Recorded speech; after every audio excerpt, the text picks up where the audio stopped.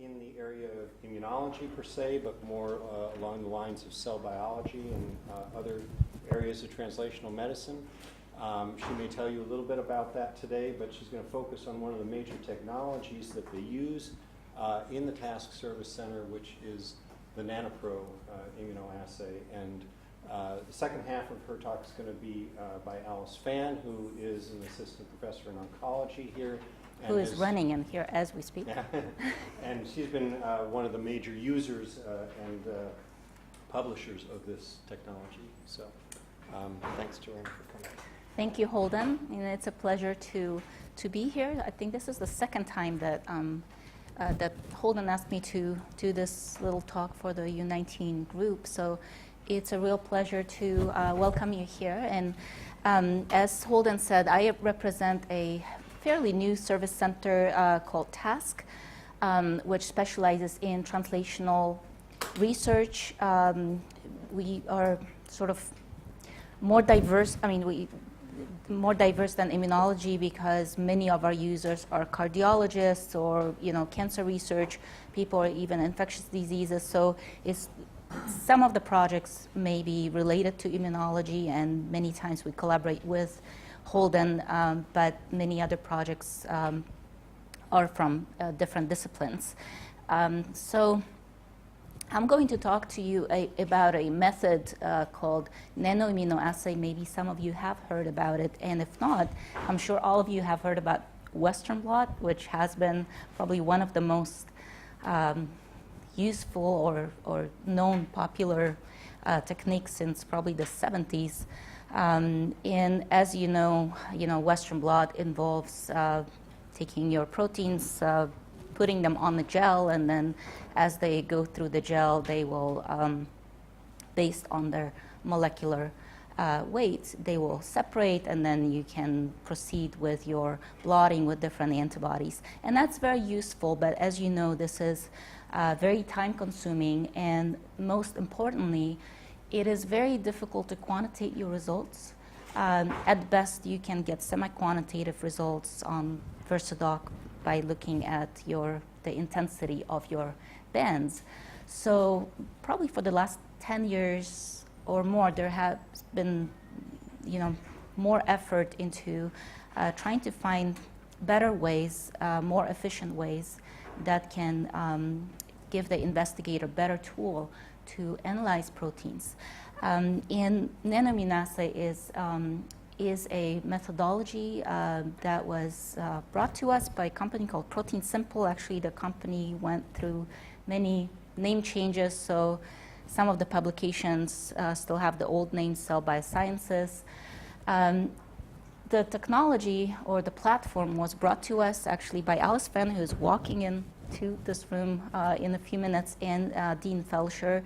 They got this technology here through an NIH equipment grant, and it has been very, very useful for Alice's research, as well as now for the last 2 or 3 years has been really revolutionizing some of the research on campus unrelated to what Alice and Dean Felsher was doing.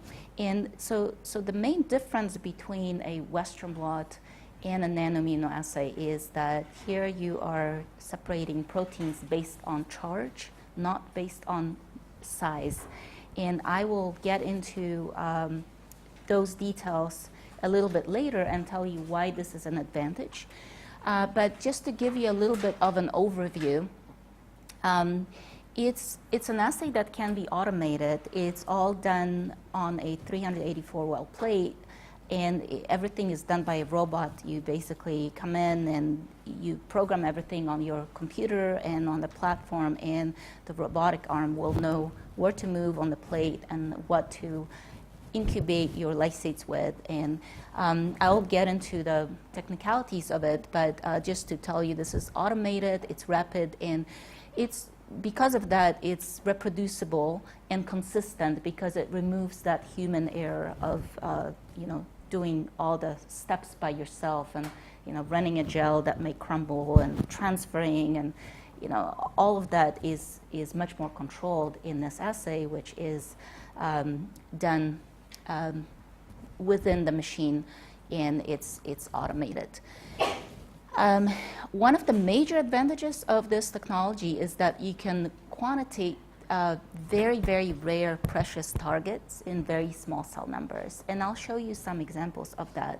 But this is very important to keep in mind, because just like for Western blot, where you need really microgram amounts of proteins, at least 5 to 10 micrograms, depending on the abundance of your target. Here we're talking about picogram level amounts. So it's especially important for translational research, which is what we do at TASC, because we collaborate many times with physicians who bring us very, very precious samples from biopsies, from bone marrow, and you can't ask the patient to go through that procedure again. So you basically work with what you have. And if you have that tiny sample, many times it's impossible to do any other downstream analysis, such as, you really can't follow it with mass spec, for which you need thousands of cells. And you can't really even do Western blot a lot of times, because you just don't have enough material, and you'd want to save that material for many other things that you would want to do with that sample. So this is very useful, because you can truly work with very small numbers. So another big difference and a big advantage of this method is that you can detect changes in specific protein isoforms, and that is directly related to how you do this assay, that this is not size separation, it's charge separation. And I will, again, get into more details of that in a second. So how do you do this? Basically, you start with, just like for Western blot, you start with your lysate, but the difference is that your lysate, your proteins are not denatured. So you have native protein conformation. You make a lysate from that, and you put the lysates and all your buffers, all your other reagents on a plate inside designated wells, and I'll show you that in a second too. But your lysates are then taken up by a tiny little capillary, which I don't know if you can see it here. It's pretty small. You can see it. It looks like glass, but it's actually not glass. It's highly engineered polymer or compound that is hollow inside, and there is quite intricate chemistry that's inside the capillary. So the capillary can actually bind specific proteins and can be UV cross-linked and whatnot. So you have this tiny little capillary. This is the cartoon on this capillary, and now you have drawn in your lysate, a very, very small amount of your lysate, 400 nanoliters. And your lysate is mixed with specific buffers and PI standards and ampholytes, so that you can do your charge separation. You then apply voltage. So you can imagine, your plus and minus end on both of the sides of the capillary. And as you apply voltage, your proteins and the different isoforms contained in those proteins will migrate differently depending on their overall charge or their PI. And that's very useful, because as you know, as proteins get activated by phosphorylation, they will change their charge. They become more acidic. So in that way, you can now separate isoforms that are not activated, not phosphorylated, or phosphorylated. And it will also separate other types of modified or modifications, such as acetylation, for instance. So the next step is very important. You then UV cross-link your isoforms to immobilize those proteins inside the capillary. And the reason for doing that is, once you immobilize the proteins, you can then wash out the contents. You can incubate it with any antibody you want, and you can really perform the immunoassay just like as if you were doing it on the gel on the Western blot. You could do everything inside the capillary, except that the proteins are now stuck to the inside of the capillary, and you can perform that assay inside the capillary instead of the gel. And as I mentioned, now that your proteins are inside the capillary, you will then ask the machine to incubate those proteins with a specific antibody to your favorite target. And it's a sequential process, so you will incubate with a primary antibody, you will have a step to wash out that primary antibody, and apply a secondary antibody which is linked to HRP. You're also able to, just like in a Western blot, you're able to have a more sensitive assay by doing an amplification step with biotin streptavidin if you want to, although many antibodies will work without this amplification step. And most importantly, you are now able to very reproducibly quantitate your results. There is a camera that will capture the chemiluminescent image, as you can see here by these dots, and then there is a computer software that can translate the image from that chemiluminescent signal to the actual electropherograms, or it looks like histograms. If you've ever done a lot of FACS analysis, you come back with those peaks and valleys. And that's sort of what we see here for nanoimmunoassay. So after running the assay, you see a protein signature, which is specific for your target. So this is what the assay actually looks like. I mentioned before that everything is run on a 384 well plate, but we actually use a 96 well portion of that plate, and this is a little cartoon showing the 96 wells. And before you do the assay, you set it up in a way that you can fill up the wells with your specific samples. You have to put all the reagent in those wells. So in your first rows, you put your samples. You then use a laser pointer, it's easier that way. So you put your samples. You can also have your primary antibodies, your secondary antibody that goes together with your primary.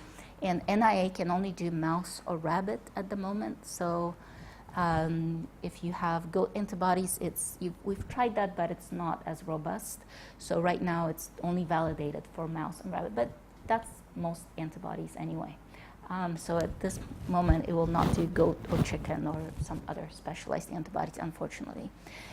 And you can also do your amplification step, as I mentioned. And in the last row, you put your chemiluminescence reagent, just like you would on the Western blot. So it's ECL-like reagent, luminol peroxide.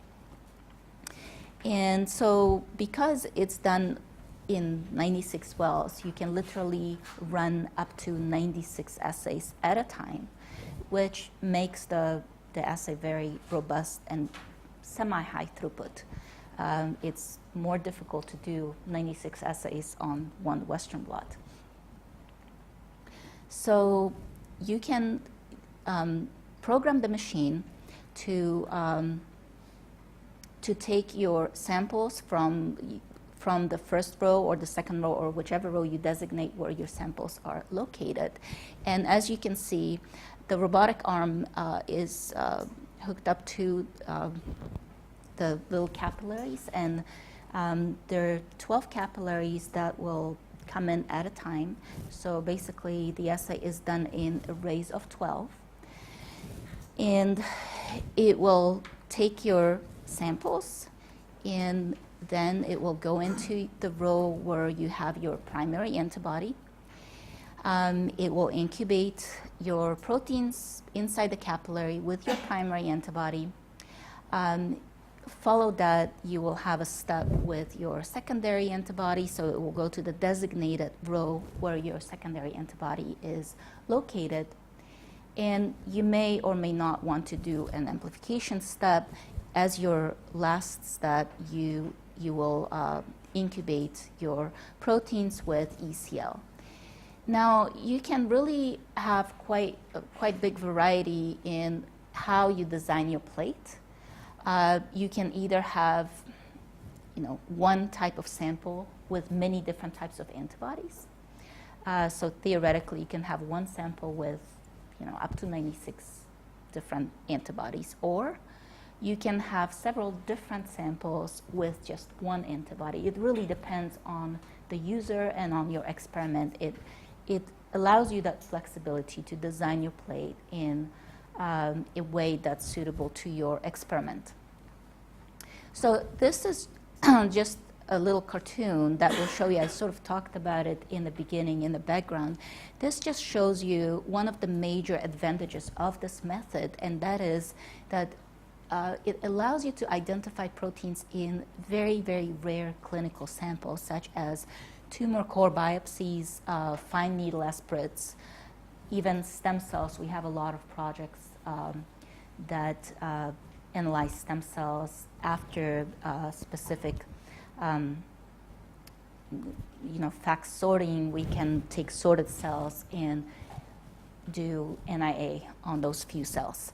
And this is just a comparison of, roughly speaking, how many cells you would need in order to run a specific downstream analysis.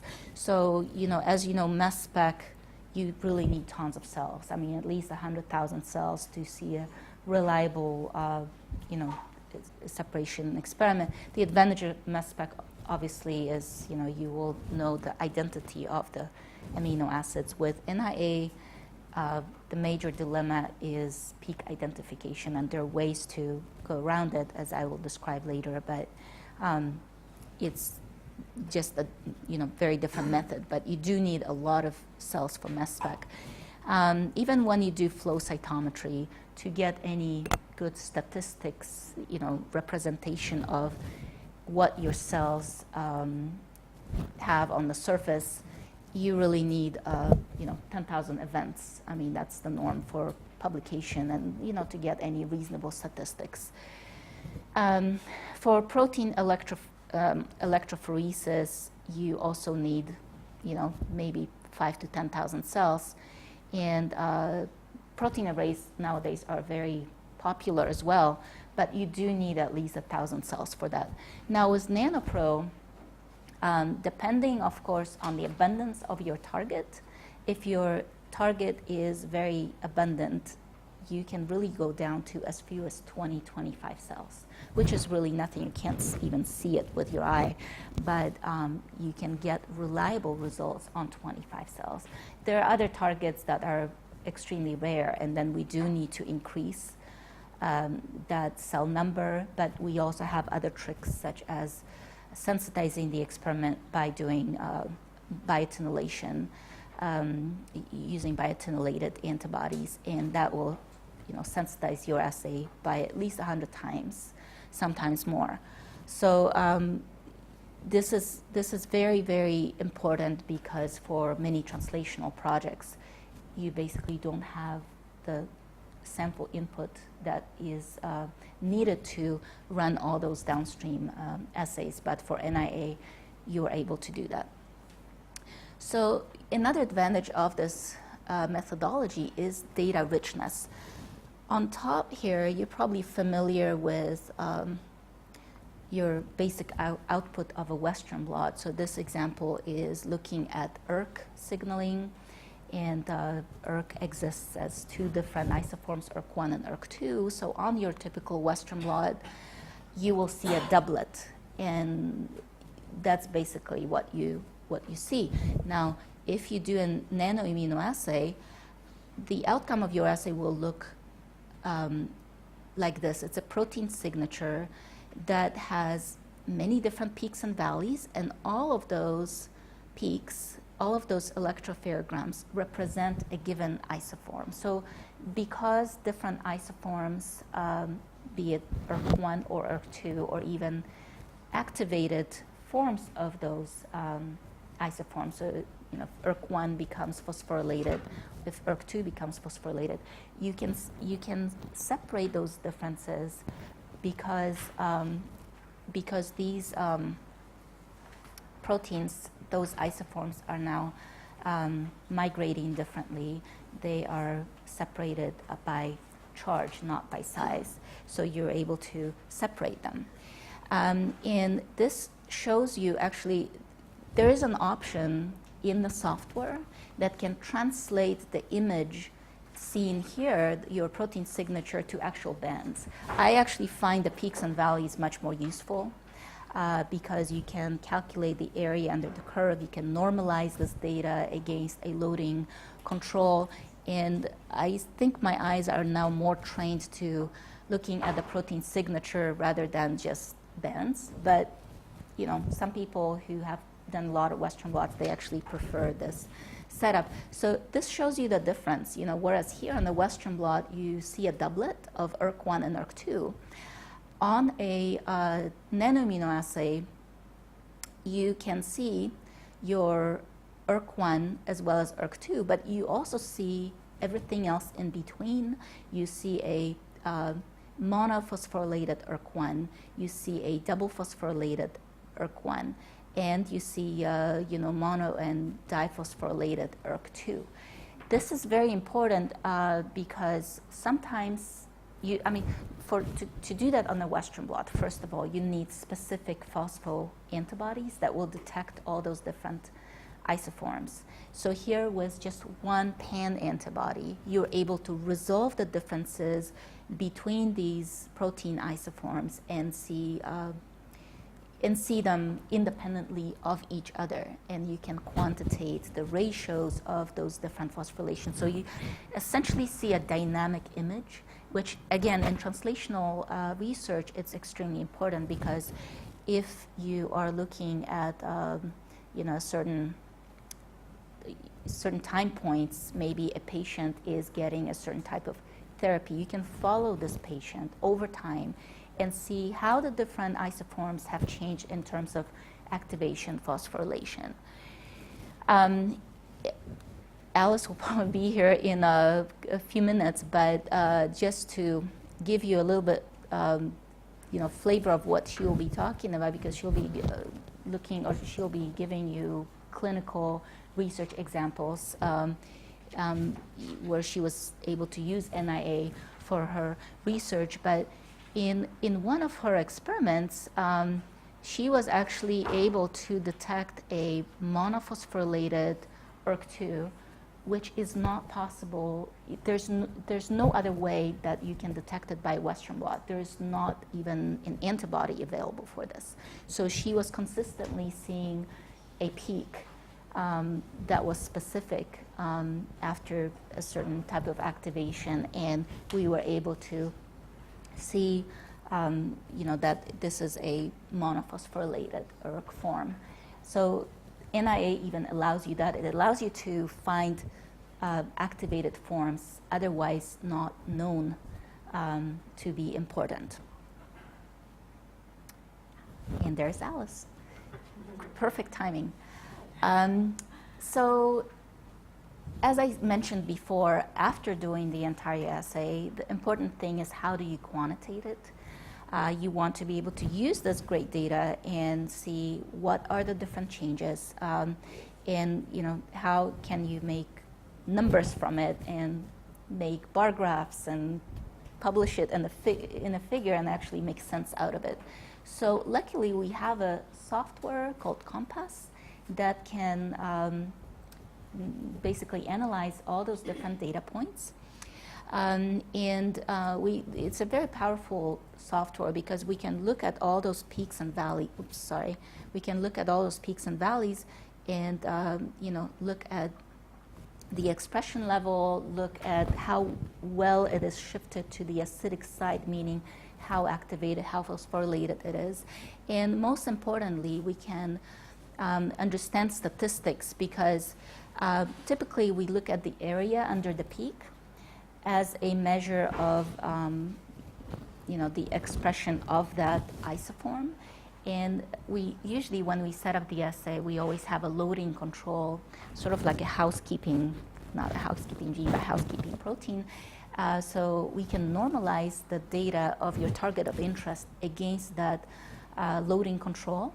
And in that way, you get very, very consistent results from not only one well to another, but from one experiment to another, because you can always normalize it consistently. So I already talked about these advantages, but just to summarize, nanoimmunoassay is a very powerful method because of, first of all, being able to look at very precious and quantity-limited samples, unlike other methods where you do need thousands of cells. Here, if you're lucky that your target is abundant, you can truly go. I keep pressing the wrong button. Sorry.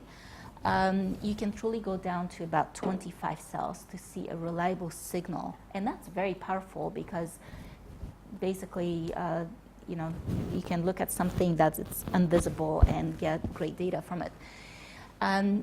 Another main advantage is data richness, because you can detect multiple phosphorylation states with just one antibody. You don't need that specific phospho antibody.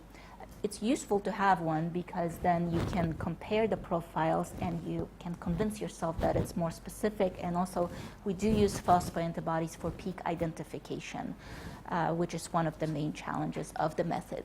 But to really see those isoforms, you just need one reliable pan antibody that will detect all the different resolved isoforms.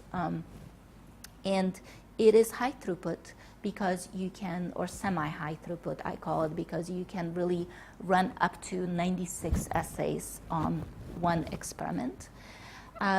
It's reproducible and consistent because of the feature being automated. So you don't have to load your gel, you don't have to do all those things that we're used to doing in Western blot, because everything is automated. As long as you load your reagents to the plate, you just basically shove the plate into the machine, program the computer, and it's hands off from then on. You come back next day and your data is there on Compass, and then you can, the biggest challenge is how to analyze your data. And most importantly, or not most important, but importantly, it is easily quantifiable because of this Compass software, which is very useful for us. This just shows you a little cartoon, an example of one of the things that you can do with this assay. So again, this is the example of ERK, and I'm going to show you the before and after EGF treatment profile. So these are HeLa cells that are probably starved, so they're not activated, and you can see just like on the Western blot, in ERK1 and ERK2 isoform, and all the other isoforms that may be there are really not physiologically relevant at that point. However, after treatment with EGF, what you can observe is, first of all, you start seeing peaks shifting to the left, meaning that those isoforms are now more acidic, more phosphorylated. And as these acidic isoforms appear, you will also see your unphosphorylated forms go down. So you really you have the ability of looking at your proteins in a very dynamic fashion. You can see the kinetics of it, which is really not possible to do with any other method that I know. So this shows you a sort of composite of some of the validated assays right now, but this is a real understatement because I think this is a pretty old cartoon from maybe 3 years ago or so from Protein Simple, which is the company that manufactures the platform. And we have in-house here at Stanford already validated probably twice more or maybe 3 times more. So they're basically, most of the projects that I take on a task are novel target discovery. So people usually come in with their favorite target, and there are usually antibodies available to that, but those antibodies have never been validated by NIA, and we try our best to basically to set up and validate the assay. So this shows you the well-validated list, but the list is well beyond what you see here. And some of you may be interested. I think Holden asked me last time to briefly mention the cost. So roughly speaking, to run your 96 format or 96 points, it will cost you, roughly speaking, about $1,000. And you may think, okay, that's a really important, I mean, that's a very expensive assay. But actually, if you do add up the costs of running your Western blot, including the time spent to do that and all the reagents that are needed, it will be very comparable. But here you have the advantage of getting more for the money because you have the data richness and you are able to look at those very, very precious, rare samples. And just to acknowledge, first of all, Holden, thank you for inviting us here. We do collaborate with Holden on a number of projects. And actually, the NanoPro platform used to be part of the HIMC setup, and now it's part of the task setup. So we sort of share the expertise on that technology.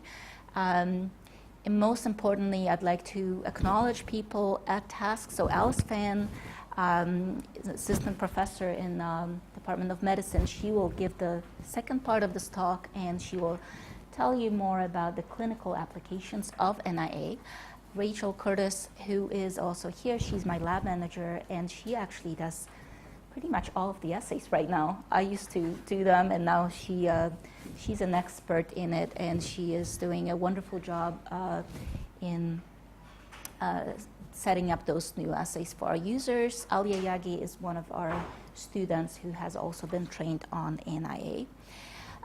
We also collaborate closely with Protein Simple, especially Debabrita Debasu, who has been very instrumental in some of the troubleshooting. Sometimes we have questions about data analysis, and they're really good about helping us. And last but not least, I'd like to acknowledge Dean Felcher, who is my boss. And I didn't mention, besides task, I'm also involved in a TRAM program, which is an educational program in the Department of Medicine that fosters interactions between clinicians and basic research scientists. And task has really started initially from the idea of TRAM. We have a core facility for TRAM users, and it sort of outgrew the TRAM capability, so now it's a shared resource center for anybody at Stanford. So that's about it. Just a little picture of our group. Alice is here, and this is me and Rachel and our two students who work at Task. So now we're going to switch gears, and Alice is going to give you the second part of this.